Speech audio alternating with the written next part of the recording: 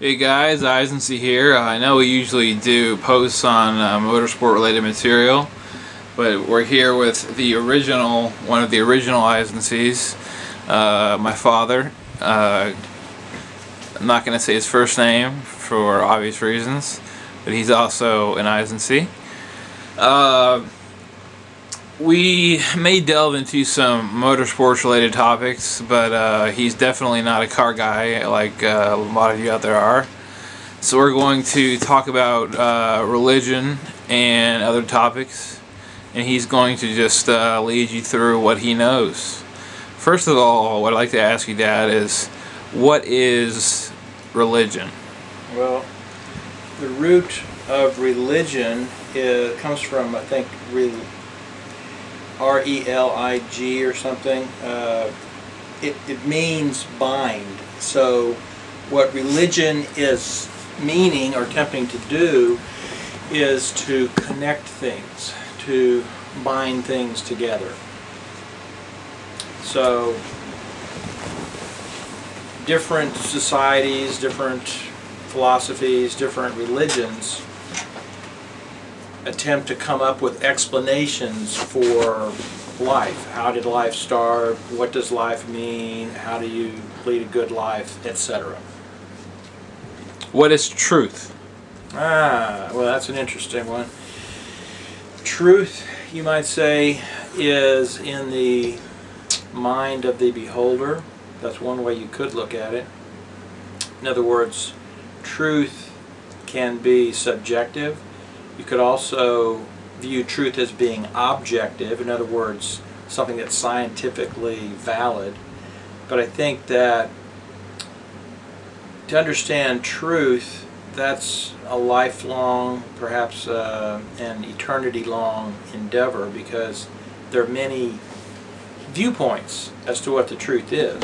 Truth for me might not be the truth for you. In other words, we have different viewpoints. So what I see when I'm living my life is different than what you see. So what may seem true for me may not seem true for you, and it could be simply be because you don't see it and I do, or vice versa. You've had some experience with Scientology. What have you learned in Scientology, and what benefits has it brought you? Well, that's a good question. Scientology is something that is a little bit hard to understand in some ways, because it starts off with, for example, a communications course, which is very, very good. It's as useful a course as I've ever had in anything. There's a lot of other good things about Scientology that are simply, I think, truthful, very helpful, practical. But then I think what happens is L. Ron Hubbard, who's the founder of Scientology, he was a science fiction writer. So I think that he kind of got carried away with his imagination and came up with some ideas and stories that are pretty far out, and you know, most people who don't have a predisposition to believe them simply wouldn't believe them. But what I try to do with Scientology is just take whatever is useful out of it, whatever is truthful, and use that. The rest of it, just discard it. Give us some practical examples of how you use truth, religion, and things of that nature in your life. Well, I actually like the scientific method, okay? And so any religion which would be, should we say, in opposition to the scientific method, to me would not be very appealing.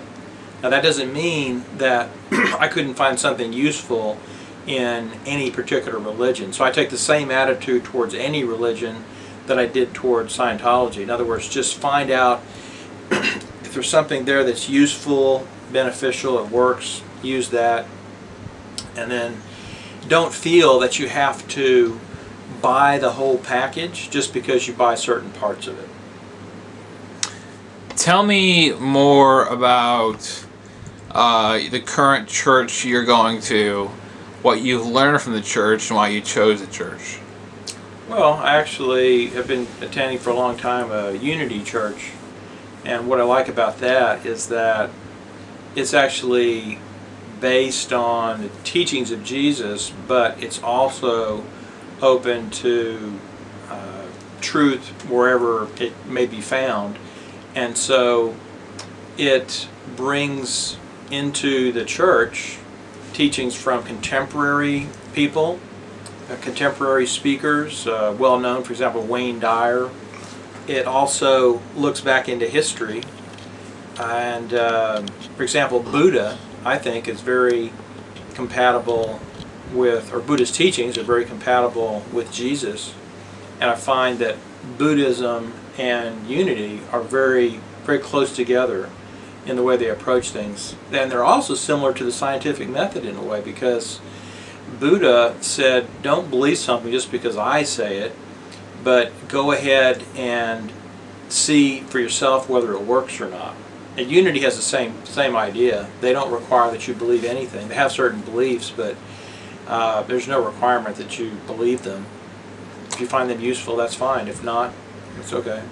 Now, we have different world religions. We have Islam, we have Christianity, we have Buddhism, we have Taoism. The list goes on and on. Which religion have you found the most beneficial, and which religion are you most interested in? Well, the ones that I probably spent most time with would be certainly Unity. The other thing is Buddhism, what I was just talking about. A specific branch of Buddhism that I like an awful lot is Zen Buddhism. And what is Zen Buddhism?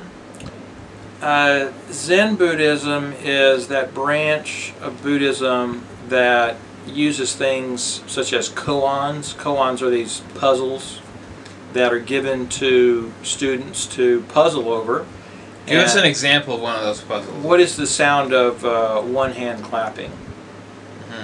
Okay, so it's something that when you hear it, it may seem contradictory, it may not make sense, and it requires, you know, a different approach to, it can an approach that may transform the way you see things. The other thing is then Zen masters would oftentimes do things which are shocking to their students. For example, there's one story of a Buddhist master or teacher who was with one of his students, and they were meditating before a statue of the Buddha, and the master cleared his throat and spat on the statue of the Buddha, and this was quite shocking to the student.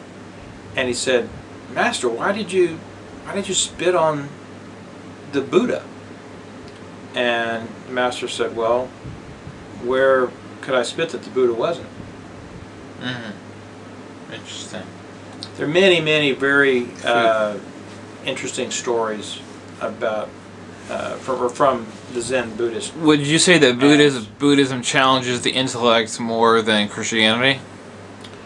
I actually think it does, typically, because one of the things I found out about when I attended this meeting of some, I believe they were Tibetan Buddhists, and they were in their robes. They were touring the United States and other countries, I believe. And one of the things I didn't realize is that this branch of Buddhism, and maybe other branches of it as well, have a history of having debates. So as a way of teaching the students or the monks, they would be given some type of philosophical question to debate. So rather than having the attitude that this is what we believe, you have to believe it if you want to be saved, they take the viewpoint of let's study and let's think about what makes sense.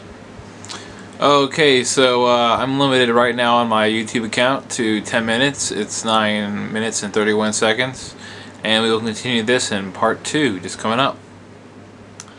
Please subscribe.